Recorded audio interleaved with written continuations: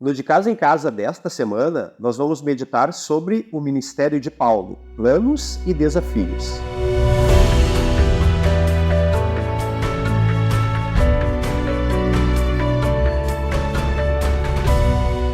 Queridos irmãos, estamos novamente aqui, nossa dupla, para trazer uma palavra importante do nosso Deus para a edificação da sua igreja. Que privilégio termos, né? Esse privilégio de sermos edificadores junto com Cristo da sua igreja. Queria começar com uma oração. Pai, muito obrigado que estamos aqui mais uma vez para trazer este conteúdo alimentício para os nossos irmãos que vão assim se alimentar da tua palavra nos seus lares, nas suas famílias, onde tu vais penetrando também nos lares com o precioso conhecimento da tua palavra, essa doutrina pura de Deus que goteja lá do céu sobre os nossos corações. Vem nos dar a unção do Espírito Santo, tanto para quem fala como para quem ouve, para que tudo seja muito proveitoso e para a tua glória. Amém. Amém. Muito bem, amados irmãos, hoje nós estamos entrando ali pelo meio do capítulo 15 de Romanos, né? A partir do versículo 14, onde Paulo dá importantes explicações sobre o seu ministério. Eu gosto de comentar versículo por versículo, né, e procurar fazer uma pesquisa mais profunda do texto para tentarmos entender melhor o que o apóstolo quis dizer.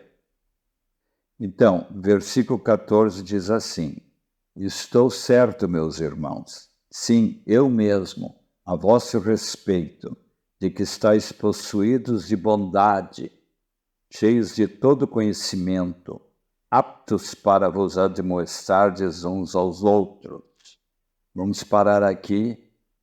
E uma coisa que logo me ressaltou aqui, se nós teríamos o desejo, né, de dizer, como Paulo diria, né, o mesmo de nossas vidas.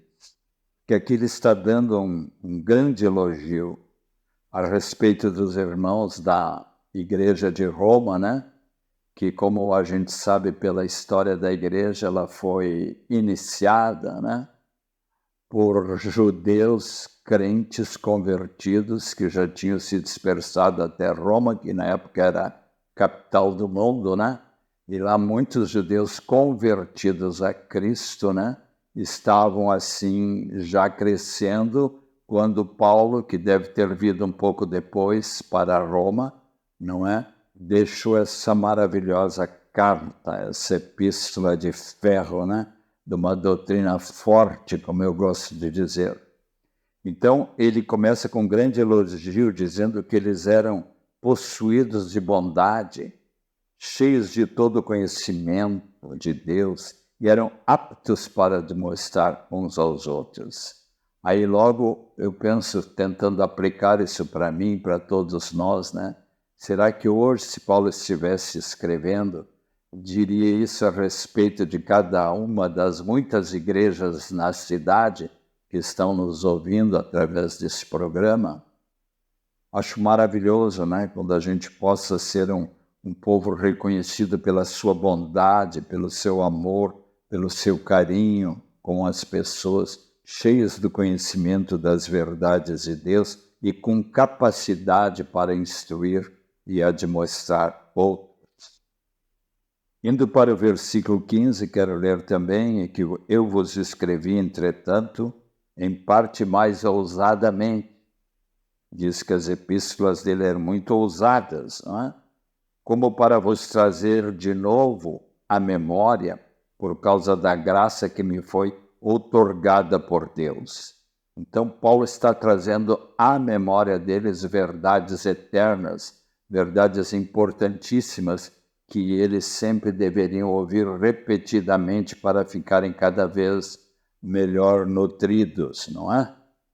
Então, quando ele fala aqui nesse versículo, né? trazer de novo à memória por causa da graça que lhe foi outorgada, quer dizer concedida, né?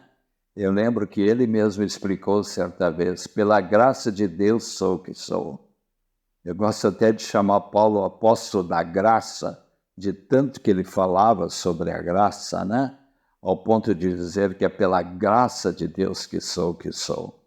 E isso também sempre procurando aplicar para nós, né? Será que podemos estar assim, reconhecidamente agradecidos pela maravilhosa graça que nos atingiu, né? Pela graça que nos conquistou, que nos seduziu, que nos tornou convertidos e discípulos de Cristo.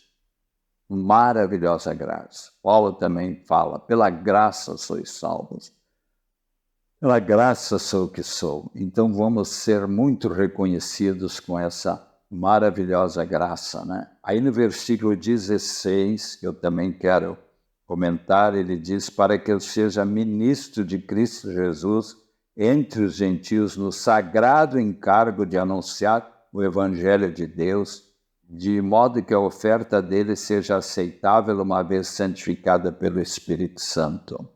Então Paulo está dizendo aqui, quando fala dele, está se referindo aos gentios romanos, aqueles que estavam sendo atraídos para Cristo e que aos poucos estavam se tornando a maioria na igreja de Roma, que começou com judeus.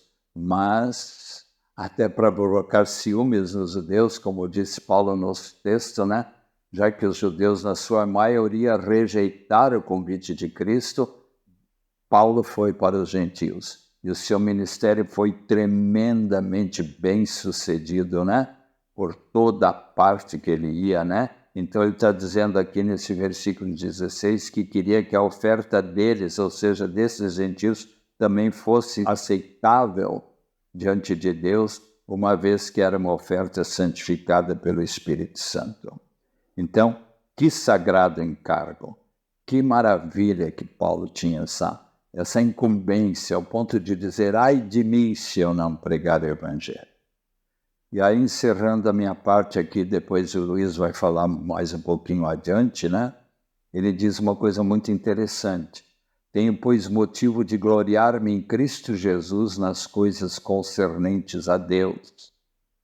Não entenda esse gloriar aqui como um sentimento de orgulho pecaminoso, claro que não, como se ele se achasse o melhor dos apóstolos, né? Ele que se chamou o principal dos pecadores, o menor entre os apóstolos. Então ele tinha sempre aquela consciência de humildade, um homem quebrantado, um homem contrito. E quando ele diz assim que tinha motivos de sobra para se gloriar, entenda essa palavra gloriar-se no sentido de estar satisfeito na vida dele mesmo com os resultados e os frutos do seu trabalho, né? Uma satisfação santa, podemos até dizer um orgulho santo, não é? A versão NVT, nova versão transformadora, em vez de usar a palavra gloriar-se, usa a palavra entusiasmar-se, não é? Que é uma maneira também de a gente entender esse texto, ou de estar satisfeito, né? Que é o que Paulo estava, né? Então, longe de nós, né, uma glória humana, nos ensoberbecermos, né? Mas a nossa atitude como cristãos deve ser a mesma de Paulo, né? Será que estamos satisfeitos com os frutos que Deus nos deu? Será que estamos alegres? Tomara que sim, né? Sempre é uma alegria quando a gente está testemunhando e consegue levar mais uma alma perdida a Cristo. Que Deus abençoe cada um dos irmãos também nesse sagrado encargo, né? Que Paulo falou assim, e que nós também temos esse sagrado encargo. Não é, Luiz? Amém. Ali no texto que os irmãos receberam, vai falar de 3 aspectos desse trecho aqui que a gente está meditando, né? Isso. O primeiro aspecto ali vai falar dessa nossa postura, né? Fala que Paulo tinha uma postura adequada ao seu chamado, ao seu ministério. Por exemplo, se ele tinha que ter uma postura mais dura, é porque isso era necessário para aquele momento ali, para aqueles irmãos, naquela situação. Paulo é o apóstolo dos gentios, então ele tinha que ter essa postura, tanto diante dos judeus, quanto diante dos irmãos que estavam se convertendo, desses gentios, desses outros povos, né? Sim. O segundo aspecto ali que fala é de gloriar-se na obra de Cristo. É isso que o Telmo comentou agora, de que a gente vai se gloriar naquilo que Jesus está fazendo através de nós. Amém. E ele chega a dizer ali no versículo 18, ele fala que aquilo que foi feito por palavra e por obras. Então, o Senhor ele foi confirmando tudo aquilo que Paulo falava através das obras também. Então, Paulo vai experimentar esse poder de Deus ali na vida dele, diante desse trabalho que ele está tendo. E o terceiro aspecto é o planejamento. O planejamento para tudo isso que ele vai fazer. No versículo 20 ali vai dizer assim: esforçando-me deste modo por pregar o evangelho, não onde Cristo já for anunciado, para não edificar sobre fundamento alheio. Antes, como está escrito, hão de vê-lo aqueles que não tiveram notícia dele, e compreendê-lo os que nada tinham ouvido a seu respeito. Então aqui Paulo, nesse planejamento, ele tem um aspecto bem interessante, que ele não quer edificar aquilo que alguém já construiu. Sim. Aquele fundamento que já foi posto. Ele tinha sua esfera de ação. Isso. Não queria entrar no campo dos outros. Então ele tinha assim, algo muito claro para ele. Eu vou aonde Cristo não foi anunciado. Isso. Esse versículo que ele cita aqui é de Isaías. Sim. Então Isaías está anunciando ali o ministério de Paulo. Sim. Está confirmando isso. Então imagino que esse versículo para o Paulo era muito forte. Sim. Porque ele pensava assim, esse é o meu chamado. Eu vou ir aonde ninguém foi ainda. Eu vou anunciar para aqueles que não ouviram. Amém. Então, e aí para nós é um aspecto interessante. Nós precisamos saber exatamente aquilo que o Senhor quer para o nosso chamado, para o nosso ministério específico. Porque daí eu vou poder ter esse planejamento. E tudo isso junto com o Espírito Santo. Ele que vai nos ajudar nesse planejamento. Então, junto com o Espírito Santo, a gente vai formar esse plano de ação e aí a gente vai executar. Então, é bem interessante isso, assim, a convicção que Paulo tinha daquilo que ele precisava fazer, daquilo que o Senhor queria que ele fizesse. Ali no texto, a gente tem 3 perguntas para a gente poder meditar com os irmãos em casa, para poder ver se nós estamos vivendo isso que o trecho aqui fala. Então, a primeira pergunta é: como tem sido a nossa postura diante desse chamado? Será que a gente está tendo a mesma postura adequada ao chamado que o Senhor nos deu? A segunda pergunta é se nós temos atribuído o valor correto da obra de Deus na nossa vida. O Titelmo comentou, será que a gente está dando o valor certo para aquilo que o Senhor já fez em nós e está fazendo? A gente tem que dar o valor exato disso. E a terceira questão é se nós somos intencionais naquilo que planejamos. Então, se nós estamos fazendo da maneira correta, da forma que o Senhor quer, e se nós temos a intenção correta com aquilo ali. Toda obra, ela precisa glorificar o Senhor. E ela precisa ser feita independente da nossa vontade. Então, será que no planejamento eu estou considerando isso? Estou deixando Deus agir, Deus fazer as coisas? Será que eu estou ouvindo o Senhor para fazer esses planejamentos?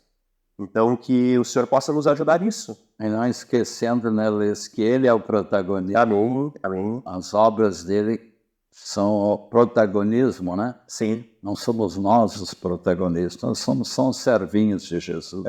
Até no texto ele fala que a gente vai se despir desse protagonismo, né, desse primeiro lugar, Isso. E aí vai deixar a obra de Cristo tomar esse lugar de destaque. Isso. E se eu fizer isso, eu vou poder experimentar o poder de Deus para essa obra. Amém. Então que a gente possa dar esse lugar ao Senhor, que já é dele, né? Que a gente possa sair da frente e deixar o Senhor fazer o trabalho dele.